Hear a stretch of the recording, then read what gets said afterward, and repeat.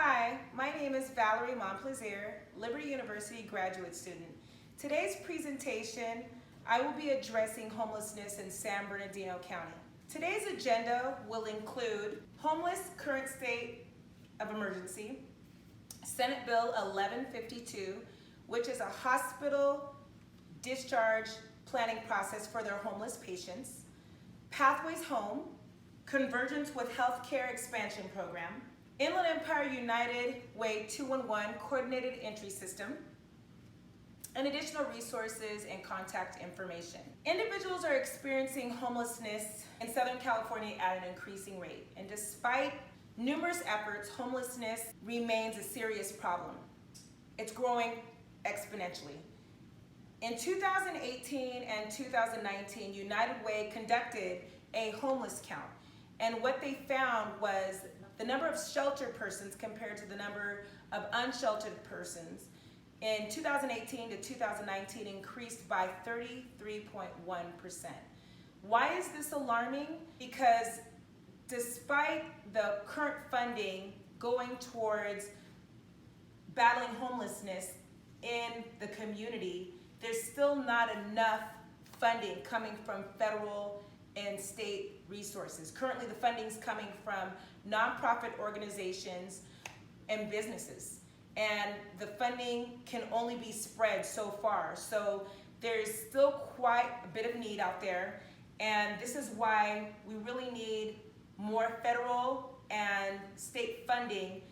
Not only that funding, but also for that money to be allocated where it's needed most, for the most vulnerable in our community. Challenges for homeless people: energy poverty, lack of access to running water and a place to make their meals, social isolation, food insecurity, lack of access to healthy food. Social isolation we talked about briefly, but think about many of these people.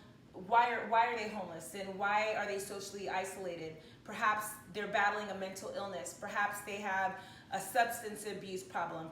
Perhaps they came from a violent environment, or there was some sort of domestic abuse. A gamut of reasons why people are in a homeless situation, or they're veterans, and again, they've been exposed to quite a bit in their experience in the military, and they come out with these mental disabilities that socially isolates them, and now they find themselves living on the streets. Access to quality health care and lack of transportation, all huge challenges for those people experiencing homelessness. As a Liberty University public health student and a United Way intern, two of my objectives with United Way was to, one, create a nutritional flyer for those people experiencing homelessness, and two, help United Way personnel put together a questionnaire that was to be distributed to hospital discharge planning personnel to find out what gaps are currently present and pain points when it comes to not only admitting homeless patient population, but discharging them as well. As you can see on the next slide, there's a sample of the nutritional piece that I had an opportunity to work on. I was given the opportunity to go work out in the field and offer those homeless blankets, water, food, and this nutritional piece. It was a one-sheet tri-fold flyer, English on one side, Spanish on the other, that they can keep on them at all times. Just gives them tips on how to eat better and be better, how to access fruits and vegetables, healthy, energy-rich, nutritional food versus unhealthy food, food that's loaded with salt, sugar, and fat, and the reasons why, the health benefits and the health implications to eating unhealthy. Next on the agenda was Senate Bill 1152, the hospital patient discharge process for homeless patients. As I mentioned, one of the objectives working with United Way 211 was to put together a survey that was sent out to a variety of local hospitals in San Bernardino County, and it was addressed to discharge nurses and social workers of these hospitals to find out what their pain points were when it came to discharging this homeless population and some of the needs that they have to do a better job of doing just that. So Senate Bill 1152 put together a set of guidelines for hospitals to follow. And as you can see on this slide, it names a few of the priorities that need to be met. Each hospital shall have a written discharge planning and policy process, require appropriate arrangements for post-hospital discharge, make sure that patients that are admitted to the hospital prior to post-discharge have an opportunity to identify one family caregiver that can help with their post-hospital discharge needs. All this must be documented in the patient's chart. Provide post-hospital care treatment instructions for the patient and the caregiver to follow. In the event that there is no caregiver identified, again, all of the strides to find that person should be made and everything should be documented. Provide transfer summary upon transfer to a skilled nursing facility or intermediate care facility to ensure that these patients are able to heal in a safe environment. And the policy shall require an individual discharge plan for homeless patient that helps prepare patient for return to the community by connecting him or her with the services and the resources they needed for shelter, food, clothing, what have you, to make sure that they're cared for humanely. This is where United 211 coordinated entry system comes in. By identifying these pain points for the hospital staff and their discharge, their current protocol, the coordinated entry system can bridge that gap so there's resources available, making sure that they can find that skilled nursing facility or that intermediate home health care facility, the transportation they need to get there, just making sure that they have a healthcare provider that they can follow up with.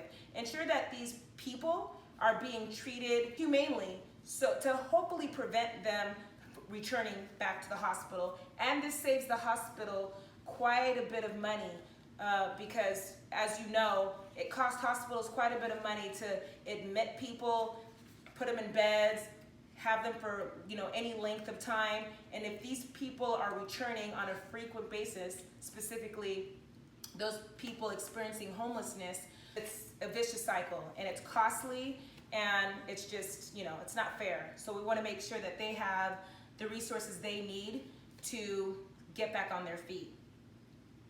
Pathways Home, Convergence with Healthcare Expansion Program.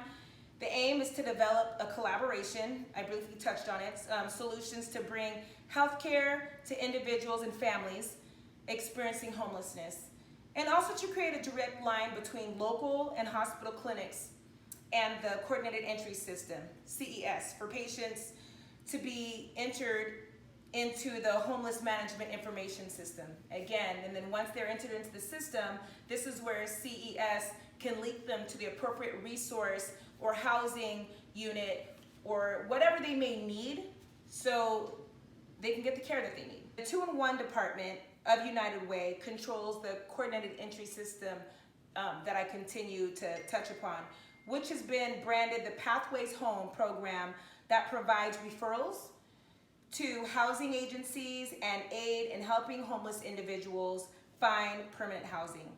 And the key objectives of the program is to find solutions to provide adequate health care to homeless people through building connections with local hospital and clinics and identify additional available healthcare resources. We hope that the coordinated entry system will be able to coordinate healthcare providers with housing and homeless assistance agencies to provide holistic solutions, a holistic approach to ending homelessness and improve outcomes.